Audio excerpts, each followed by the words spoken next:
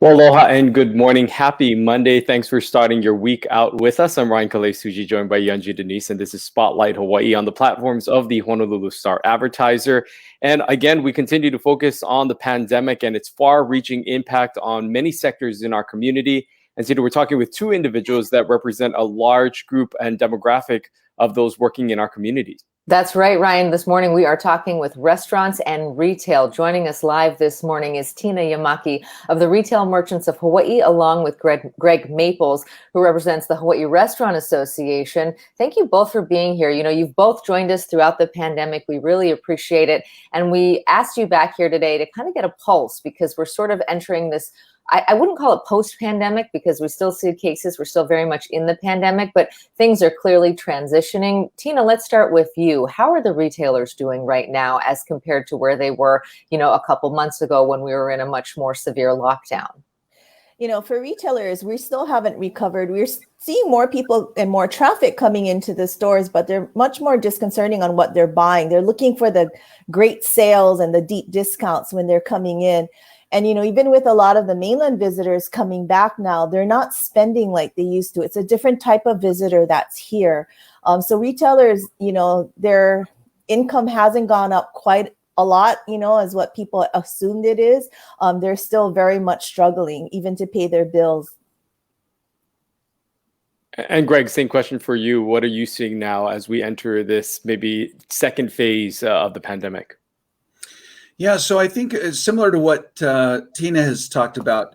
The hole that was dug for restaurants and retailers as well by the pandemic is so big. It's going to take us a long time for us to be able to fill that hole. We need a long time, years of really great sales in order to fill that hole. One of the things that's important to realize is that only 1/3 of all restaurants on all 8 islands received any kind of financial help, whether that's EIDL, PPP, or any kind of a grant. So 2/3 of the restaurants are still out there trying to make their way on having had no help. And so the hole's really big. Now, what we're seeing a lot of capacity issues because we have a lot of tourism going on right now. We have very few things open and not everything's back to capacity.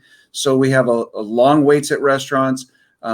We are grateful, and we want to be very clear about that. We're very grateful for the governor and the mayor for all that they've done. They've been listening to us, and I know they're doing all the best they can. So we want to make sure we give credit where credit's due. But we continue to run into the same kinds of problems that Tina talked about. It's a different kind of tourist that we have here, which isn't necessarily a good thing or a bad thing. It's just they're different. Their expectations are different.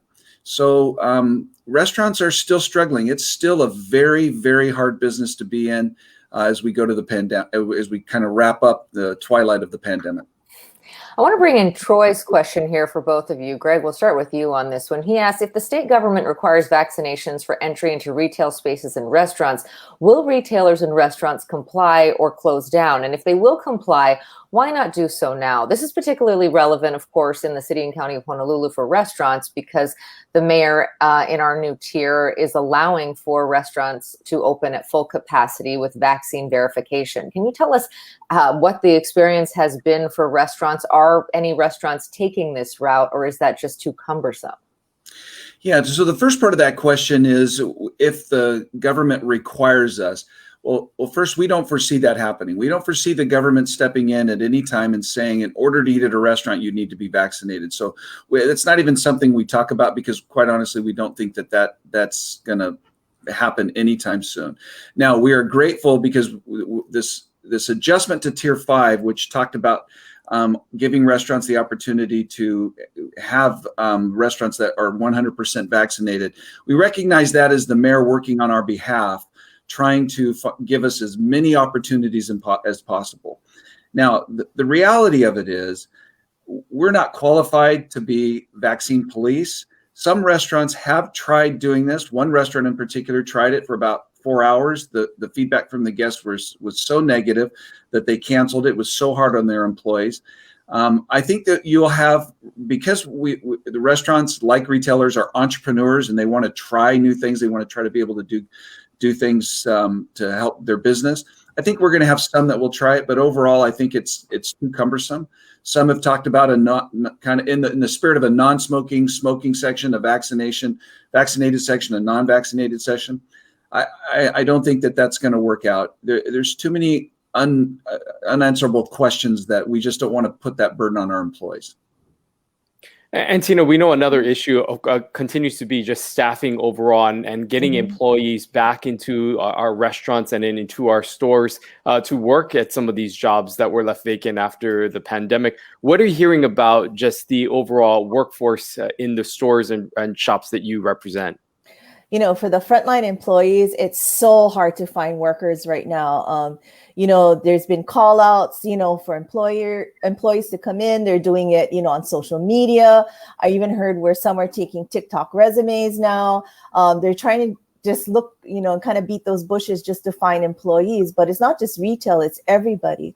But what has happened is, you know, with the plus up and all this federal money coming into people's pockets, they're making more by staying at home. So they don't want to come to work right now is what we're seeing.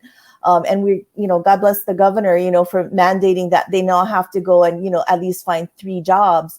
But what we're finding out is they may apply for the job, but they don't show up for the interview. Or from what we heard is that, you know, they're applying for jobs that they're not qualified for just so they can stay home. And come on, who doesn't want to stay home and get paid more money than what they're making now and be able to watch Netflix in their pajamas all day, right? So we have been struggling looking for employees. And it's just been a struggle. So what we have done is we've been hiring high school students now, but with school coming back in, you know, they're not going to be able to work the morning shift. It's going to be more after school as well. So we're still struggling, and we're hoping when the plus up goes away here in September, more people are going to be apt to want to look for a job. There are some comments in here, Greg, about, you know, you have to increase the wages. What is the sort of landscape like for people who are applying in the restaurant industry? Have wages gone up in the last year since the pandemic? Yeah, that's a great question. And the answer is absolutely. Because we're all battling for the same pool of employees. You know, you've seen wages go up. So we know that eventually there's going to be a minimum wage increase. That's going to be less impactful as we go on because, and it will be impactful. I don't want to make it sound like that won't be, but we've had to give higher wages to people that we wouldn't normally give them to, just to get them to come to work. You know, we've had to do bonuses. You know, at one point, I believe Zippy's was doing a $3,000 sign-on bonus for managers to come aboard. There were some McDonald's doing $500 sign-on bonuses. We had restaurants that were doing $50 just to show up for the interview. But along what's happening is what we call wage creep. And so as we try to staff the restaurants, we see that wage creep come in. Now, when you have that, where do you think that impact on the bottom line goes? As restaurants, our costs of goods have gone up anywhere between 10 and 30%, depending on a product. I remember a restaurant that was selling ahi. It went from $3 a pound to $20 a pound. How do you can't adjust that in your menu prices. Eventually, because of the situation we're in, it's going to have to be passed to the consumer. Because the hole, as I mentioned, is so big behind us that was dug from the pandemic. As we see wage increase, we've got to pass that on to the consumer, and so it's just a vicious circle for all of us. Tina, do you foresee things maybe returning to regular numbers or seeing an increase once the $300 plus up ends in September and some of these federal programs come to an end? Do you anticipate maybe that there will be more people returning to the workforce in an association like yours? I believe so. We're going to see more people applying because they don't have that extra money anymore. You know, we also got to realize too that when you're unemployed, you still got to have health insurance and all of that. And what people don't realize is Hawaii is the only state that mandates that if you work a certain amount of hours, you know, you have to have, or the company has to provide some type of medical insurance for you. And we're the only state that does that. So that got to be added into the minimum wage and everything too. But when you also increase the minimum wage, it's everybody else's wages go up too, because you can't have a entry-level person being paid higher than what the supervisor is. So like Greg said, you know, a lot of times this stuff gets passed on to the consumer. And that's why you see Hawaii prices so high a lot of times is we can't absorb all of these costs. You know, Greg, Tina mentioned the high school worker, for example, having to go back to school. One of the benefits, perhaps, of school starting, of course, is that parents will have someplace to send their kids. And we know that that was such an obstacle during the height of the pandemic, doing all this distance learning, the DOE basically really pushing hard to do full in-person classes. Do you think that that will help your workforce as well? Because now you have parents who actually have time to go to work. Yeah, and we're grateful for that. And I talk to a lot of families who have children, and they're very excited about kids going back to school and allowing them to get back to some sense of normalcy, which means one or both of them being able to go back to work. And so we see that as a positive. Anything that we can do to help move the people that were working in our society back into the workforce is going to be a positive thing. You know, we're going to lose some really great high school kids. I know when I grew up, having a job in high school was just a must. When unemployment's as low as it has been in the years past, sometimes high school kids don't always get the chance to work. I got to tell you, I think we're going to reap the benefits from having so many high school kids in the marketplace. I think we're going to reap benefits from that for years, because these are going to be some really great kids and workers. And Greg, I want to follow up on just a few more questions specifically for restaurants. I mean, you know, when you look around town, us as Kama'aina, as local folks who are trying to get reservations, it's difficult to get reservations anywhere. We're booking maybe a month out to get to a restaurant that we like, just because of the limitations that exist out there, because of demand and because of, as you said, this capacity issue. How long do you foresee that happening? I mean, do you think that this is going to be something that we have to deal with until all these restrictions ease up? And even when the restrictions ease up, do you still see this pent-up demand for people to go out and have to wait for hours, or in some cases months, to get reservations? Yeah, those are such great questions and so relevant to what's happening in the restaurant world right now. I'm a Kama'aina. I have favorite restaurants, and my wife and I, we simply don't get to go to the same ones that we used to, because the lines are so long, or the reservations you have to put in so much in advance. And so to all of our community and our locals, we say, bear with us. We're sorry.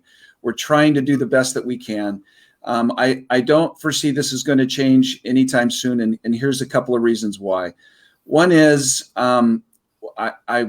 we hold out hope. We work daily to push to get the guidelines relaxed to the point where we can go back to full capacity. But in order to get everything back to normal, we need full capacity, we need staffing, we need our supply chain to be full and prosperous and rigorous again.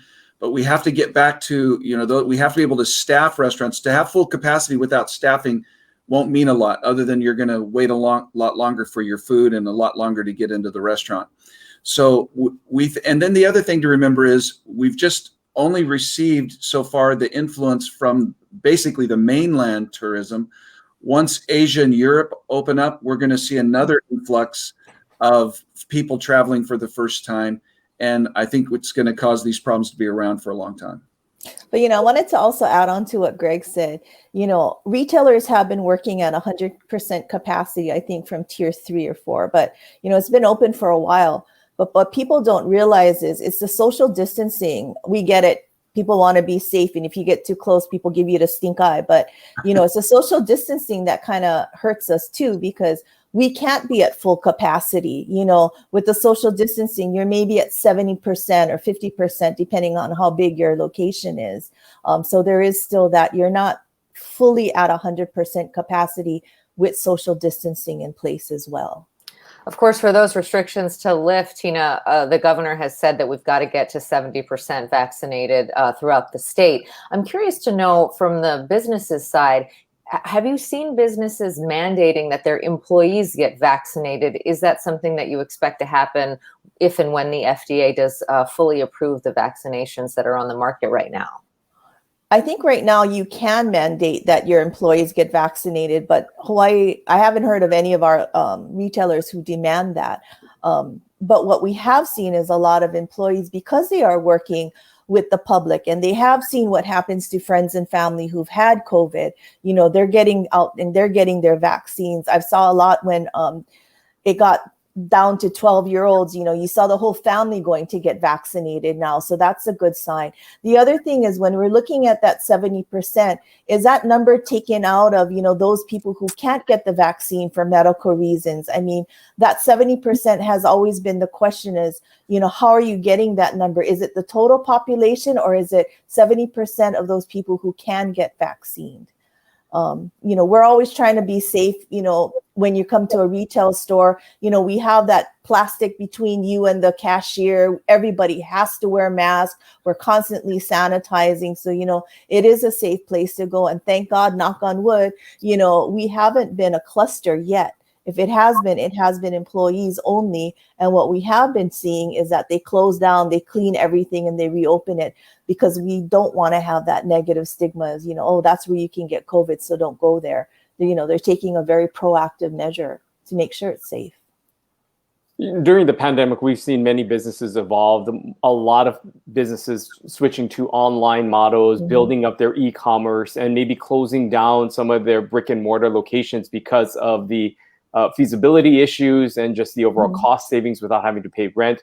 Tina, I want to start off with you specifically with this question. Do you see a lot of those businesses and those retail merchants maybe not coming back and doing things in a store per se and doing everything online? I mean, how has this pandemic shifted the demographics of how people purchase goods nowadays? I think in the beginning when the pandemic started, everybody started to go online because everybody was kind of locked down at home.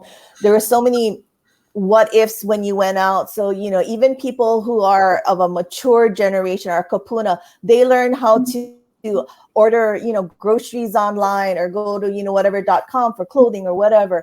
And so we saw all of this online sales really go up. And we also saw an increase even prior to the pandemic where people liked shopping online and then they could just go pick it up at the store.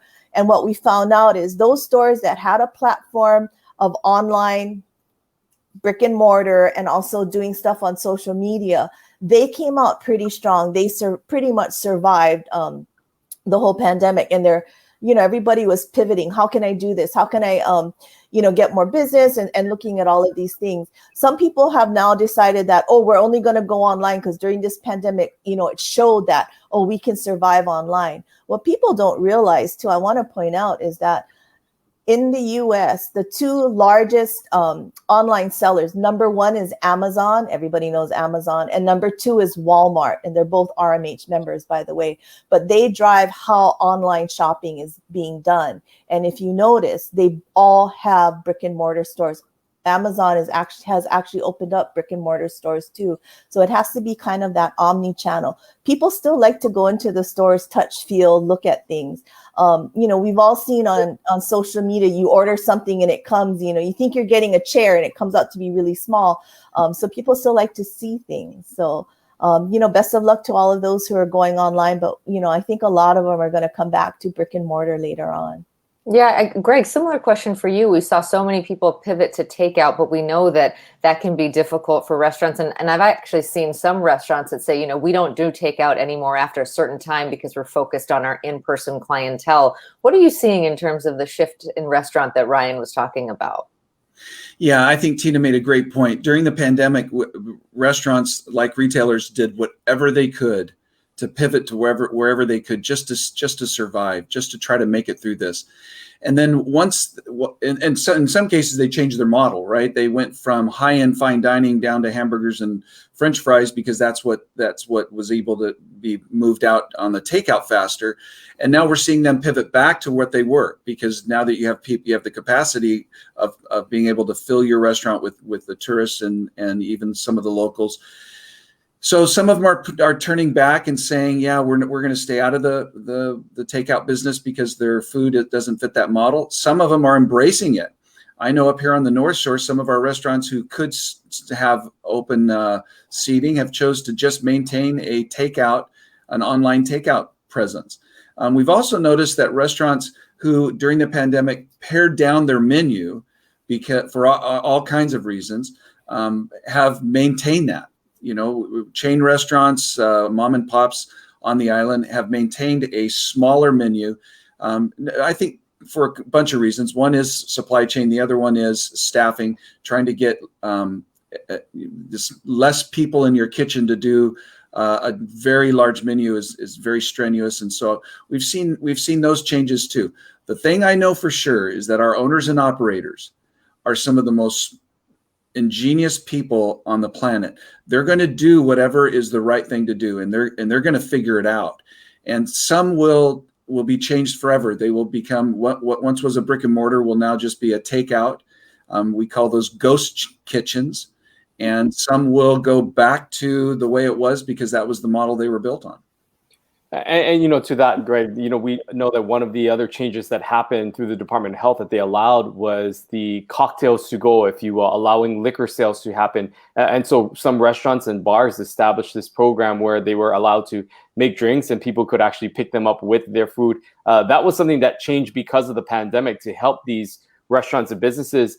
Is there a push to ask the Department of Health and the state of Hawaii to keep that a permanent fixture? Do you foresee things like these changes for alcoholic drinks to go something that will continue on beyond the pandemic? Yeah, I remember being in the meeting when we asked the governor that specific topic, and was so grateful that he helped us. I mean, that was a huge help for us in the restaurant business because for a bunch of reasons. And yeah, we're pushing to have that continue to stay at the current way it is. And we've seen other states on the mainland do the same thing where they've made those changes and now they've decided to stay the course and they're going to keep doing it because again, everything's changed from the pandemic. This was a positive one for a lot of restaurants. And I think the guests who do enjoy that, they love to be able to have that ability to take their favorite drinks home. I have a question for both of you, and Tina, we'll start with you. I just want to know right now who's doing well. What retailers are really succeeding, and then Greg, if you could answer next. So, what restaurants are really succeeding? Who in this new economy, if you will, is really making money, and what is the change there in the profile? For retailers, the ones who have been open all of this time, it's the grocery stores because everybody needs to eat. It's, some of the home improvement stores have been doing great because you had to stay home. And now that squeaky floor is really bothering you because you hear it every day. It's not like I'll fix it on the weekend and I'll do it tomorrow and it never gets done.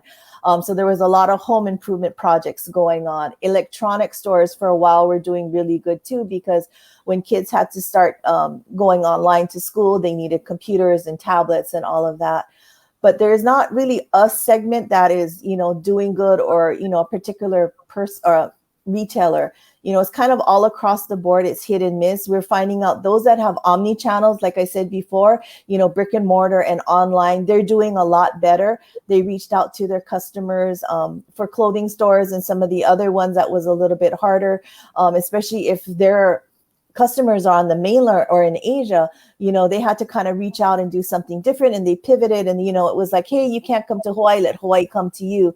So they're still looking at that kind of stuff, and just everyone is just trying to survive and just look for new ways to do that, and it's constantly evolving. But everyone is still struggling though, still trying to, they still have a lot of debt, whether it's having to pay their commercial lease rent, which is really high, a lot of debt there, no matter who you are.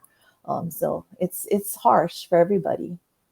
As far as the restaurants go, I think it's easy to see the ones that are doing the best and have done the best throughout the pandemic.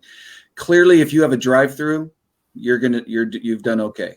It hasn't been great. Dining rooms were closed, but people are using drive-throughs.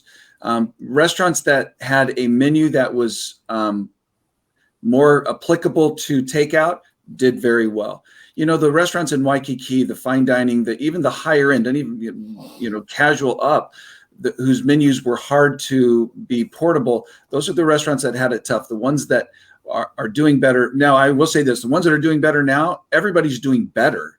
We're all doing better than we were. As Tina said, we still have a big hole to fill, and even restaurants who were able to postpone their rent, very few of them had their rent forgiven.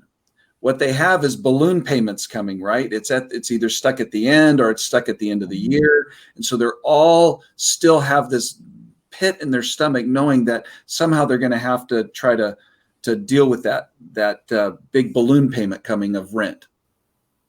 As we end our show here today, I wanted to allow each of you the opportunity to maybe speak to the needs that you would have, or that your constituents, the people that you represent, the restaurants and the retailers. What is the message right now for lawmakers or any of those in the authority to make these decisions? What are you folks asking for at this point in time right now, whether it be support, whether it be lifting of mandates?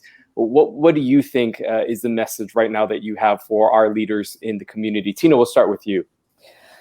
For us, it's, we're really grateful that, retail got to open as early as it can. But, we're also needing a lot of help. Just because you see people in our stores doesn't mean that we're doing so great. We still need help with commercial lease rent. We still need a lot of help helping to pay our bills and to stay alive. There were a lot of people who didn't qualify for all of these loans that happened in the city or on the city and county level. And retailers are just still really struggling right now. People are not buying like how they used to. And, even if you're a large retailer, a mainland retailer, everyone says buy local, but these mainland retailers, we also have to remember they do hire our local friends, family, and neighbors to work in the stores. And they also use a lot of our local small businesses to supply things in the stores too. So, it's really looking at business, helping us, when you're going to do minimum wage and all of these other type of bills, really understand the true impact it has on us and on any business. From the restaurant side, we continue to pound the same drum, and maybe I can share that in just a little different form. So the restaurants have capacity issues, they have staffing issues, they have supply chain issues, and they have government mandate issues. I want to first say what Tina said, and that is how grateful we are for all those, not just the governor and not just Mayor Blangiardi, but those inside the government who have worked really hard on our behalf to help us. There are so many unspoken heroes out there of people, and some of the public will never know them. We know them, and we're grateful for them. So my next comment doesn't apply to them because we love and appreciate them. But as you asked, what are we asking for? We're asking for the government to take a bow for the great things that they've done and give us back the steering wheel. That's what we're asking for. It's time for us, the owners, operators, and entrepreneurs, to have the businesses back. We appreciate what's been done, but we can take it from here. Now, some will say, yeah, but what about the spike? We're going to have spikes. We're going to see triple digits. We've got a whole bunch of other mechanisms to be able to measure things. But what we need now, after 15 going on 16 months of government intervention, is for them to trust that we've got this and to give it back to us and let us go forward. Greg Maples of the Hawaii Restaurant Association and Tina Yamaki of the Retail Merchants of Hawaii. We thank you both for being with us again this morning and for sharing the concerns and giving us really a pulse of restaurants and retails. These are such important businesses in our community, and we really appreciate your time this morning. Thank you very much. Thank you. Thank you. Aloha. Great to hear from both of them. Wonderful to hear that things are looking up. But as Greg mentioned there at the end, they are facing so many challenges. Tina talked about the sort of financial hole that so many of these folks find themselves in and really trying to dig their way out. It sounds like they're really calling for giving back the reins to the individuals as opposed to having to fight through all these regulations. And we do see in the comments, what about the spikes, as Greg noted there. So you do see that tension there. Good to hear that things are better, but certainly a lot of struggles ahead for both retails and restaurant association. And while it is, of course, confined to these businesses, that ultimately correlates and passes down to those who patronize these businesses, the customers, the consumers, whether it be for higher prices, longer wait times. There are so many things that ultimately get impacted. Every person here in our community can feel the impact of this pandemic and the regulations and everything that has been put in place to protect the public. But at the same time, it does come at a cost. And we're seeing firsthand, as they mentioned, a number of businesses and establishments have had to close their doors and change their operations drastically because of some of the limitations that they've in place and not being able to sustain the business model that they initially had built around what they thought they were going into business for. Greg said it's already hard doing a business and being in the restaurant business, let alone doing so under the conditions that each are facing right now. And so important conversation to continue to have to get an idea of what they're going through. Oftentimes we just see the long wait times. We see how hard it is to get reservations, but there definitely is pressure and a lot of stress that the owners and those on the ground feel as well. Of course, what we hear from everyone is that they just can't staff up quick enough, be it a small business, a big business, or a restaurant. And what impact does that federal plus up, that extra $300 a week in unemployment benefits really have? We're going to be talking with Ann Pereira-Eustaquio on Wednesday. She is the director of the Department of Labor and Industrial Relations. She's going to tell us a little bit more about the benefits that are available when those things are sunsetting and what the state hopes that will mean for the unemployment landscape here in Hawaii. So join us at 10:30 on Wednesday for that conversation. And then on Friday, we'll be talking to the Lieutenant Governor, Josh Green, who has been, of course, at the forefront of this pandemic. Want to talk to him about his thoughts about the governor's continued stance on the 70% vaccination rate. The governor sounds like he will not be moving that goalpost, as some have alluded to. And even though the Lieutenant Governor has asked for a lifting of some of those restrictions and changing of this benchmark of 70%, the governor has said that he will continue to stay steadfast in that. And with these increased numbers, as we saw, I want to get the lieutenant governor's take on all this. And also, there's been a lot of talk about the race for governor. So we want to talk to him about that as well. Looking forward to having those conversations this week. Thank you so much for tuning in and for all your questions. We'll see you right back here on Wednesday for another edition of Spotlight Hawaii at 10:30. Aloha. Aloha.